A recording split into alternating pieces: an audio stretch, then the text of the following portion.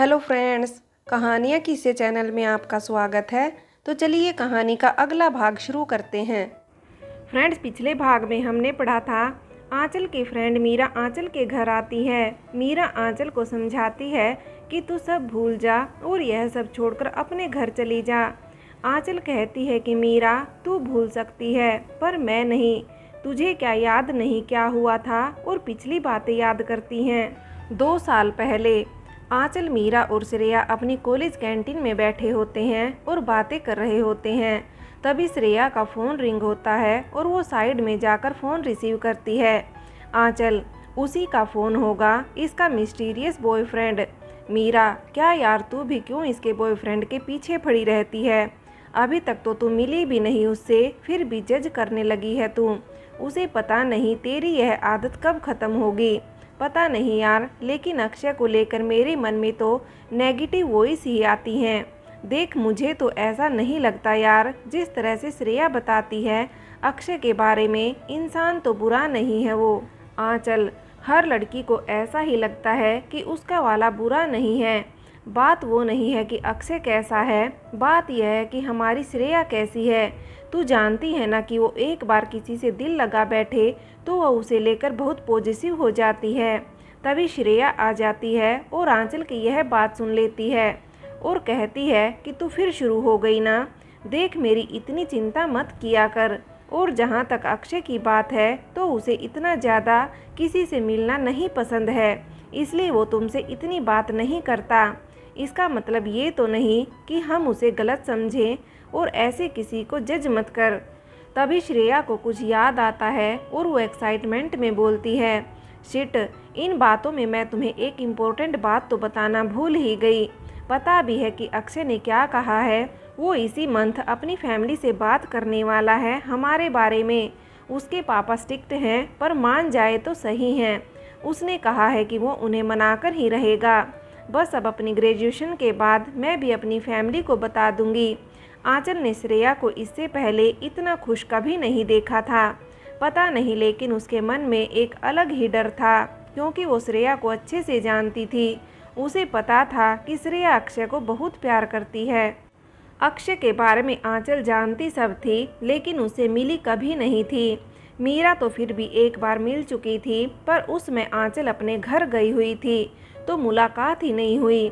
और अक्षय थोड़ा शाय था तो वो ऐसे कॉल पर बात करना पसंद नहीं करता था। उसने श्रेया को बताया भी था उसे ऐसे किसी से भी बात करना नहीं पसंद। तो ऐसे देखा जाए तो आंचल और अक्षय कभी भी मिले ही नहीं थे। लेकिन हमारी आंचल को पता नहीं क्यों ऐसा लगता था कि अक्षय श्रेया को चीट जरूर करेगा। उसने श्रेया को कई बारी वार्न किया, लेकिन उसकी आंखों पर तो बस अक्षय के प्यार की पट्टी बंधी हुई थी। जैसे जैसे दिन निकलते जा रहे थे और इनकी ग्रेजुएशन भी कंप्लीट हो गई, फिर एक दिन अक्षय ने श्रेया से कहा कि उसने अपने घर वालों को बता दिया है और वो उसकी फैमिली से मिलना चाहते हैं। श्रेया तो ये सुनकर खुशी से फूले नहीं समाती। फिर उसने कहा कि अक्षय, तुम सच कह रहे हो ना? तुम्हारी फैमिली मान कैसे गई? लेकिन तुम तो कह रहे थे कि तुम्हारे पापा इतनी जल्दी नहीं मानने वाले, फिर यह चमत्कार कैसे हुआ? श्रेया ने पूछा। अक्षय, बस यह समझ लो कि चमत्कार ही हुआ है। श्रेया, ठीक है, अब मैं भी अपने पापा को बता देती हूँ, उनका कोई इशू नहीं है, तो वो तो इजीली मान जाएंगे। अक्षय, हाँ ठीक है, अब जल्दी से गुड न्यूज़ दे दो मुझे भी। और दोनों कुछ देर और बात करके फ़ोन रख देते हैं। श्रेया के घर पर श्रेया के पापा, अगर तुम्हें वह लड़का इतना पसंद है तो हमें कोई प्रॉब्लम नहीं है उनसे मिलने में, लेकिन उसके घर वालों को पता है ना तुम्हारे बारे में? अक्षय ने सब बताया है ना उन्हें? श्रेया, हाँ पापा, उन्हें मिलना है आपसे और कुछ बात करनी है। श्रेया के पापा, तो फिर उनके फ़ोन नंबर लेकर मुझे दे दो, मैं उनसे आज फ़ोन पर ही बात कर लेता हूँ और जल्दी से जल्दी उन्हें यहाँ मिलने के लिए बुला लेता हूँ। अब खुश मेरी बच्ची? श्रेया, हाँ बहुत खुश। फिर वो अपने कमरे में चली जाती है। श्रेया की मम्मी नहीं होती है तो उसे उसके पापा ने बहुत लाड प्यार से पाला होता है, तो वो उसकी खुशी में ही खुद की खुशी समझते हैं। ऐसे ही एक दिन फिक्स हो जाता है जब श्रेया और अक्षय की फैमिली को मिलना होता है। अक्षय की फैमिली श्रेया के घर आई हुई होती है। वो अपनी फैमिली को दरवाजे से अंदर लेकर जा ही रहा होता है कि अक्षय के पापा को उनके घर की नेम प्लेट दिखती है जिन पर उनका सरनेम लिखा होता है। तो वो वहीं रुक जाते हैं। अक्षय, पापा चलिए ना, आप यहाँ क्यों रुक गए? शर्मा जी, तुमने मुझसे यह बात क्यों छुपाई अक्षय? उन्होंने गुस्से में पूछा। तो अक्षय भी एक बार के लिए टेंशन में आ गया। अक्षय, कौन सी बात पापा, क्या छुपाया है मैंने? शर्मा जी, अभी मुझे यहाँ पर कोई बात नहीं करनी है, तुम चलो अभी इसी वक्त यहाँ से। अक्षय, लेकिन पापा, अंदर श्रेया के पापा हमारा इंतजार कर रहे होंगे, आप ऐसे वापस जाने की बात क्यों कर रहे हैं? अक्षय अब सच में बहुत टेंशन में था और उसे कुछ समझ में नहीं आ रहा था कि वो क्या बोले। शर्मा जी, मैंने कहा ना एक बार, चलो अभी यहाँ से। और वो अक्षय का हाथ पकड़कर उसे वहाँ से ले जाते हैं। मिसेस शर्मा भी उनके पीछे चल देती हैं। श्रेया का घर, श्रेया के पापा, वो लोग अभी तक आए क्यों नहीं बेटा? तुमने एड्रेस तो सही दिया था ना? उन्होंने दरवाजे की तरफ एक और बार देखते हुए कहा। श्रेया, हाँ पापा, अभी तक तो उन्हें आ जाना चाहिए था, मैं अभी अक्षय को फ़ोन करके पूछती हूँ। और वो अक्षय का नंबर डायल करने लगी, लेकिन अक्षय उसका फ़ोन उठा ही नहीं रहा था। पापा, अक्षय फ़ोन ही नहीं उठा रहा है, शायद ड्राइविंग कर रहा होगा, मुझे लगता है कि वो बस पहुँचते ही होंगे। श्रेया के पापा, हाँ शायद तुम सही कह रही हो, हम इंतज़ार करते हैं, वो आते ही होंगे। इधर कार में अक्षय बिना बोले ड्राइविंग कर रहा था और बस अपने पापा को देखे जा रहा था कि वे अब तो कुछ बोले। उसके दिमाग में कई बातें चल रही थी, पर वो इस वक्त अपने पापा के गुस्से से डर रहा था। श्रेया का कॉल भी उसने जानबूझकर नहीं उठाया, क्योंकि उसे पता था कि वो क्या पूछने वाली है। मिसेस शर्मा, अब आप कुछ बताएंगी भी कि क्या हुआ है, और अगर नहीं बताना है तो बोल दीजिए, ताकि हम जाएं श्रेया के घर और उसके पापा से बात करें। आखिर वो हमारे होने वाले समधी हैं और उन्हें ऐसे इंतज़ार करवाना अच्छी बात नहीं है। मिसेस शर्मा ने ये जानबूझ कर कहा ताकि शर्मा जी के मन में क्या चल रहा है वो जान सके। शर्मा जी, कोई होने वाले संबंधी नहीं है वो, समझी? मिसेस शर्मा, यह आप क्या कह रही हैं? और अब बताइए भी, ऐसा भी क्या हुआ है जो हम अचानक से वहाँ से वापस आ गए? शर्मा जी, तो सुनो, क्या तुम्हें पता भी है कि तुम्हारे लाडले ने जिस लड़की को अपने घर की बहू बनाने के लिए पसंद किया है वो अपनी जात की नहीं है, वो तो छोटी सी जाति से ताल्लुक़ रखती हैं। और हमारे जनाब ने एक बार भी हमें यह बताना ज़रूरी नहीं समझा। पापा, आप ये कैसी दकियानूसी बातें कर रहे हैं? और मुझे क्या पता था कि आपको इन सब चीज़ों से इतना फ़र्क पड़ता है। वैसे भी श्रेया एक समझदार लड़की है और उसे अपनी कास्ट के रूल फॉलो करने में कोई प्रॉब्लम नहीं होगी। शर्मा जी, मैं अब तुम्हारी एक बात नहीं सुनना चाहता, तुम बस घर चलो मेरे साथ, और कहीं नहीं जाना है हमें रिश्ता लेकर, समझी तुम? उन्होंने मिसेस शर्मा को देखते हुए कहा।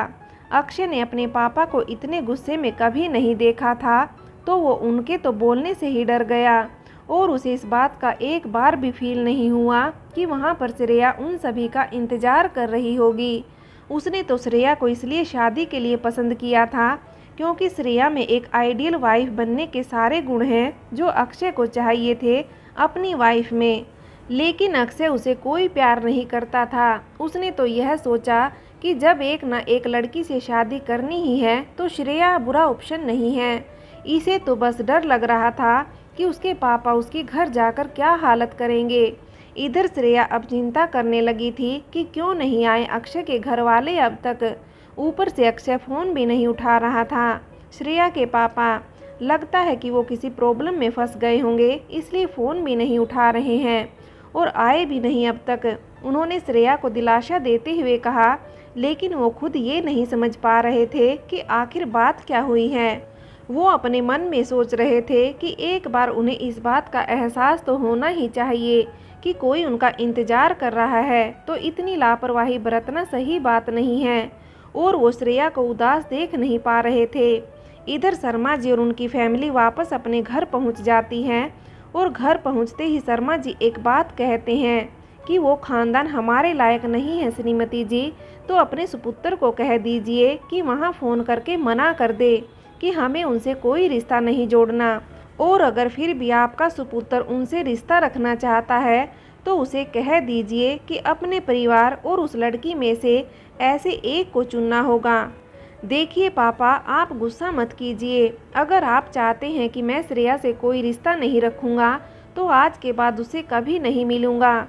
लेकिन आप यह बताइए कि आप सिर्फ एक कास्ट की वजह से किसी को नापसंद कैसे कर सकते हैं? मुझे तो यह लॉजिक समझ ही नहीं आता पापा। शर्मा जी, तुम्हें जो कहा गया है तुम वही करो, ज़्यादा मत बोलो। एक तो वैसे भी हमने तुम पर भरोसा करके लड़की के खानदान के बारे में कुछ नहीं पूछा, वरना हम तो उसी समय मना कर देते इस रिश्ते के लिए। अक्षय, जैसी आपकी मर्जी पापा। और यह बोलकर वो अपने कमरे में चला जाता है। फिर वो श्रेया को कॉल करता है और सारी बात बताता है कि अब वो उससे शादी नहीं कर सकता, अब उन्हें अपना ये रिश्ता यहीं ख़त्म करना होगा। देखो श्रेया, मुझसे जो भी गलती हुई है उसके लिए मैं तुमसे माफ़ी मांगने के अलावा और कुछ नहीं मांग सकता, लेकिन मेरे लिए अपने पापा की इच्छा के आगे और कुछ नहीं आता, तुम भी नहीं। श्रेया, बहुत अच्छे अक्षय, तुम्हारी फैमिली की फ़िक्र है तुम्हें, लेकिन क्या तुम्हें ये पता है कि यहाँ पर मेरे पापा की क्या हालत हो रही है? तुम्ही ने कहा था ना कि तुमने अपने घर वालों को मना लिया है, उसके बाद ही मैंने अपने पापा से बात की थी। अक्षय, अब इसमें मेरी गलती नहीं है श्रेया कि तुम मेरी कास्ट से बिलोंग नहीं करती हो। वैसे भी पापा की बात सही है, क्या पता तुम यहाँ आकर एडजस्ट नहीं कर पाई तो। श्रेया, सीधा बोलो ना अक्षय कि तुम एक डरपोक इंसान हो जिसे हर जगह बस अपने प्रॉफिट से मतलब होता है। तुम एक नंबर के मतलबी इंसान हो अक्षय। मेरी फ्रेंड सही कहती थी तुम्हारे बारे में। श्रेया रोए जा रही थी और बोले जा रही थी। अक्षय, देखो अब जो हुआ है उसे भूल जाओ और अपनी लाइफ में आगे बढ़ो। और हाँ, अब हम ना ही मिले एक दूसरे से तो अच्छा होगा। श्रेया, हाँ बिल्कुल, तुम्हें वैसे भी कोई फ़र्क नहीं पड़ता ना कि तुम मुझसे मिलो या ना मिलो, है ना? तुम टेंशन मत लो अक्षय, मेरी वजह से तुम्हारी ज़िंदगी में कोई प्रॉब्लम नहीं आएगी। मैं तुमसे प्यार करती हूँ, ये मेरी प्रॉब्लम है तो मैं इसे अच्छे से हैंडल कर लूँगी। Good bye. और श्रेया फ़ोन काट देती है। फिर श्रेया अपनी फ्रेंड आंचल को फ़ोन करती है। आंचल, हाँ यार, अब बस पहुँच ही गई हूँ मैं स्टेशन पर, तो अब बस तेरे घर भी आने ही वाली हूँ। वैसे गए क्या अक्षय के पेरेंट्स और अक्षय? वैसे सही कहूँ ना तो मुझे माफ़ कर दे श्रेया, मैं ही हमेशा अक्षय को गलत समझती रही और तुझे बिना बात के डराती रही, पर अब मुझे पता चल गया है कि अक्षय अच्छा इंसान है और तुम दोनों सच में बहुत खुश रहोगे साथ में। अरे यार तू कुछ बोल ना, क्या कब से मैं अकेली ही बोले जा रही हूँ। श्रेया रोते हुए, नहीं आंचल, तू सही थी यार, मैं सच में पागल बन गई अक्षय के प्यार में, और बदले में मुझे प्यार तो छोड़ थोड़ी सी इज्जत तक नहीं मिली उसके दिल में। अब मेरा क्या काम इस दुनिया में जब अक्षय ही इस दुनिया का हिस्सा नहीं है। तो तू मुझे माफ़ कर देना यार, अगर मैंने कभी कोई ऐसी गलती की हो तो, कभी तेरा दिल दुखाया हो तो। देख श्रेया, यह मजाक का समय नहीं है, तू पता नहीं क्या बोले जा रही है। रुक, मैं बस पहुंचने ही वाली हूँ तेरे घर पर, फिर बैठकर बात करेंगे। और वो फटाफट रिक्शा लेकर चले जा रही होती है और फ़ोन पर श्रेया से बात कर रही होती है। श्रेया, गुड बाय डियर, पर मैं अक्षय के बिना अपनी लाइफ सोच भी नहीं सकती हूँ, इसलिए अब मेरा जाना ही सही रहेगा। आंचल, मेरे पापा का ध्यान रखना। तू कैसी बातें कर रही है पागल, मैं आ रही हूँ ना, मिलकर बात करते हैं, मैं अक्षय से बात करूँगी। देख तू कुछ बोल प्लीज़। तभी आंचल को बस एक टेबल गिरने की आवाज़ आती है और वो 2 मिनट के लिए एकदम चुप हो जाती है, बस उसकी आंखों से आंसू गिर रहे होते हैं। तब तक वो श्रेया के घर के बाहर पहुंच गई होती है और सीधा दौड़कर श्रेया के कमरे की तरफ जाती है और देखती है कि श्रेया ने अपने आप को पंखे से बांधकर फांसी लगा ली है। श्रेया के पापा जो हॉल में ही बैठे होते हैं, वो आंचल को इस तरह आते ही भागते हुए देखकर ऊपर आते हैं। इस तरह अपनी बेटी को देखकर उन्हें अचानक से हार्ट अटैक आता है और वो ऑन द स्पॉट मर जाते हैं। आंचल के लिए दूसरा सदमा था और वो ये सब देखकर बेहोश हो जाती है, लेकिन तब तक घर के नौकर पुलिस को इन्फॉर्म कर देते हैं और पुलिस वहां पहुंचकर सब हैंडल करती है और आंचल को हॉस्पिटल भी लेकर जाती है। इन्वेस्टिगेशन से ये पता चल ही जाता है कि श्रेया ने सुसाइड किया था और उसके पापा को हार्ट अटैक आया था। इस वजह से दोनों की मौत हो जाती है। तो पुलिस इस केस की फाइल को बंद कर देती है और आंचल के घर वालों को भी इन्फॉर्म कर देती है कि उनकी बेटी हॉस्पिटल में है। फ्रेंड्स, आगे की कहानी के लिए कहानी का अगला भाग देखें।